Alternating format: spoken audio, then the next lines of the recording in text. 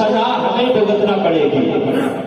سارے جسم کے اعضاء زبان کا منت ترلا کرتے ہیں صبح جب صبح ہوتی ہے کہ خیال کے ساتھ احتیاط کے ساتھ یہ نہ ہو کہ ٹیڑھی کیوں ہو جائے، برائی کیوں بیان کرے، دنیا میں بھی سزا ہمیں بھگتنا پڑے اور آخرت میں بھی سزا ہمیں بھگتنا پڑے۔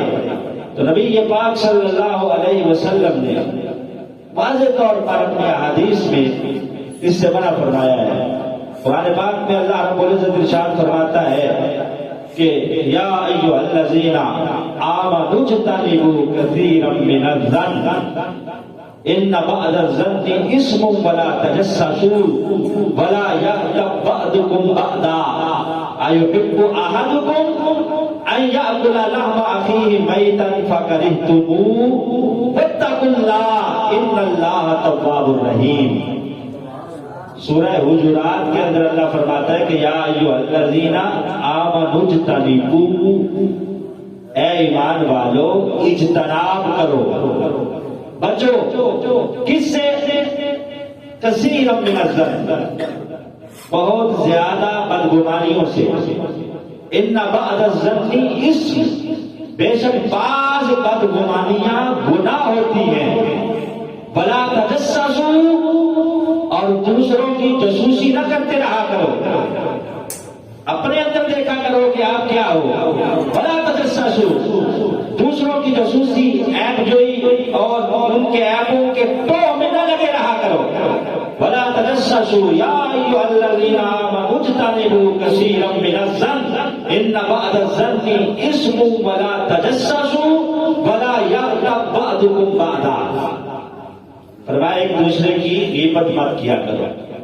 ایحب احدکم ان یأکل لحم اخیہ میتا، کیا تم پسند کرتے ہو کہ اپنے مردہ بھائی کا گوشت کھاؤ؟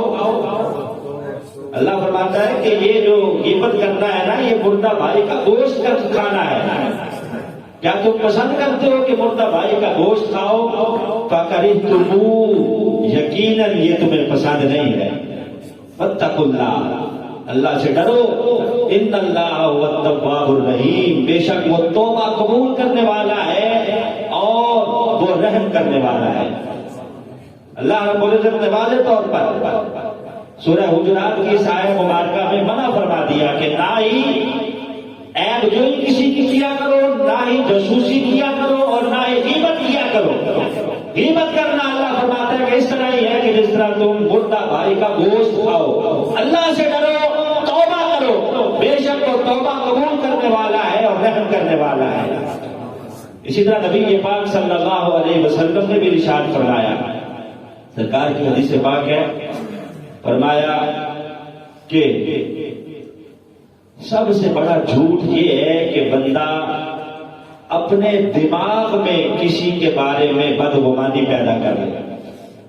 جھوٹ میں سے سب سے بڑا جھوٹ یہ ہے کہ بندہ خود بخود اپنے دماغ میں کسی کے بارے میں سوچ لے کہ وہ ایسا ہوگا، اس نے یہ اس لیے کیا ہوگا، خود ہی منصف بن جائے، جج بن جائے اور خود ہی فیصلہ کر دے کہ واقعی وہ اس طرح ہوگا، اس نے یہ گناہ کیا ہوگا۔ نہ یہ بدگمانی ہے اور یہ سب سے بڑا جھوٹ ہے۔ اس نے شاید کیا بھی نہیں ہے، تم نے اپنے ذہن میں خود بخود اسے بٹھا کے خود اس کے بارے میں فیصلہ دے دیا کہ وہ ایسا ہوگا۔ یہ سب سے بڑا نبی پاک فرماتے ہیں جھوٹ ہے۔ خبردار، ولا تحسسوا، کسی کے عیبوں کو نہ ڈھونڈا کرو، ولا تجسسوا، اور نبی پاک فرماتے ہیں کہ کسی کی جاسوسی مت کیا کرو، ولا تباغضوا، اور کسی سے بغض مت رکھا کرو، ولا تحاسدوا، اور کسی کے حسد میں جلتے مت رہا کرو، حسد نہ کیا کرو۔ نبی پاک صلی اللہ علیہ وسلم فرماتے ہیں کہ اللہ نے اگر اسے کوئی مقام دے دیا ہے، مرتبہ دے دیا ہے، تو یہ اللہ کی تقسیم ہے، اس سے جلنے کی تمہیں ضرورت نہیں ہے۔ تم خوش ہوا کرو کہ یا اللہ جس طرح اسے دیا ہے مجھے بھی عطا فرما۔ ولا تحاسدوا ولا تدابروا، نبی پاک فرماتے ہیں کہ کسی کی پیٹھ کے پیچھے اس کی برائیاں بیان مت کیا کرو۔ کونوا عباد اللہ اخوانا، اللہ کے بندو بھائی بھائی بن جاؤ۔ کونوا عباد اللہ، اے اللہ کے بندو کیا بن جاؤ؟ بھائی بھائی بن جاؤ۔ فرمایا کیا ضرورت ہے تمہیں ایک دوسرے کے عیب ٹٹولتے رہنے کی، ایک دوسرے کے عیبوں کی ٹولوں پہ لگے رہنے کی؟ نبی یہ پاک صلی اللہ علیہ وسلم کی حدیث پاک ہے، توجہ بھائی، سرکار دو عالم صلی اللہ علیہ وسلم نے ارشاد فرمایا کہ جو بندہ کسی کی غیبت کرتا ہے نا، اللہ اس غیبت کرنے والے، یہ جو غیبت کرنے والا ہے، اس کی نیکیاں اس کے پلڑے میں ڈال دیتا ہے جس کی غیبت کی جا رہی ہے۔ اب آپ دیکھیں کتنا اس نے اپنا نقصان کیا ہے، اس کا تو کوئی نقصان نہیں ہوا۔ یہ یہاں بیٹھ کے غیبت کر رہا ہے کسی کی، یا پارک میں بیٹھ کے، یا کہیں ہوٹل پہ بیٹھ کے، یا کہیں مسجد میں بیٹھ کے غیبت کر رہا ہے کسی کی، تو کیا کر رہا ہے؟ نیکیاں پہلے ہی اپنے پاس نہیں ہے، جو تھوڑی بہت ہے یہ بھی اس کو دے رہا ہے جس کی یہ غیبت کر رہا ہے۔ حضرت خواجہ نظام الدین اولیاء رحمت اللہ علیہ، سب کو رحمت اللہ علیہ، آپ کو پتا چلا کہ فلاں بندہ آپ کی غیبت کرتا ہے، تو حضرت خواجہ نظام الدین اولیاء رحمت اللہ علیہ نے جب یہ پتا چلا تو آپ نے اس بندے کو تحفہ بھیجا، پھر پتا چلا کہ اس نے دوبارہ کی ہے تو دوبارہ آپ نے تحفہ بھیجا، پھر پتا چلا کہ وہ تو باز نہیں آتا تو آپ نے پھر تحفہ بھیجا۔ وہ غیبت کرتا، آپ اسے تحائف بھیجتے رہتے، آخرکار اس کی بیوی نے سمجھایا کہ اللہ کے بندے باز آ جا، وہ تمہیں تحفے بھیجتے ہیں اور تو ان کی غیبت کرتا ہے۔